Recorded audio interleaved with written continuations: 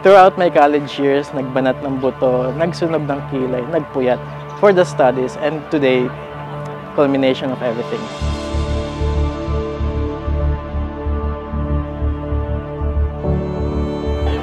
For me, parang roller coaster ko yung journey ko sa Lasal. May ups and may mga downs siya. But at the end, it's fun.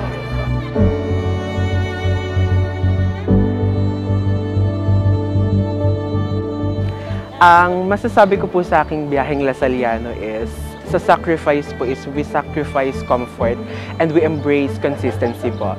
And since yung biyaheng Lasaliano po namin sa pag-aaral po namin, kailangan po talaga ng growth and we embrace change po throughout our journey.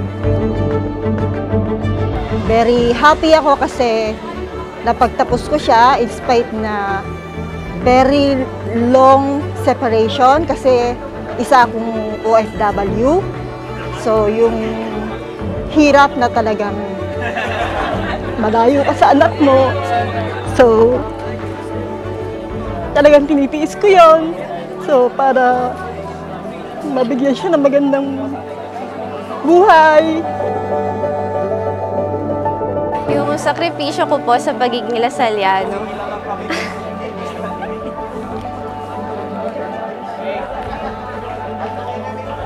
Para po sa magulang ko kasi hindi po nila ako sinukuan. Kahit na ilang beses na po ako sumuko, pero hindi po sila nag-give up na maniwala sa akin na makatapos ako.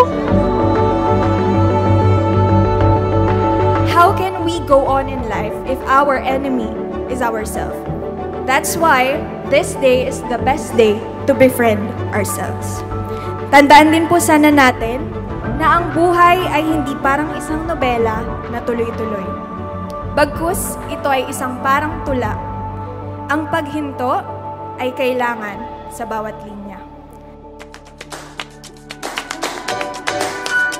We are spectacular and we believe in ability over disability!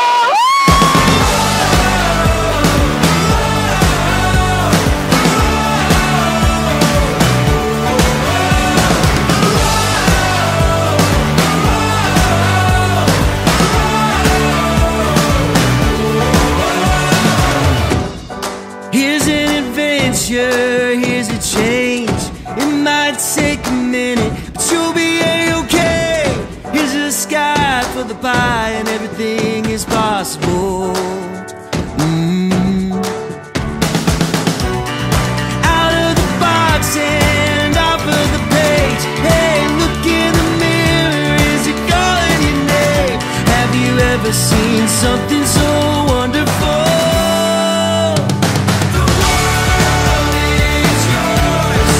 It's your time to the finish line. You've got what it takes. Don't put on the brakes, 'cause the world is yours. Yeah, it's your time to the finish line. You've got what it takes. Don't put on the brakes, 'cause the world is yours. Fulfilling. Fun. Roller coaster. Extreme. Humbling experience. Worth it. Success! Hello everyone! We are so blessed to be in this place right now. And masasabi ko lang yung sacrifices namin as a co-ed student, yung sleepless night, all the breakdowns, yung mga gabi na hindi kami makatulog dahil sa pag-overthink, it all paid away now. Yeah, it's your time.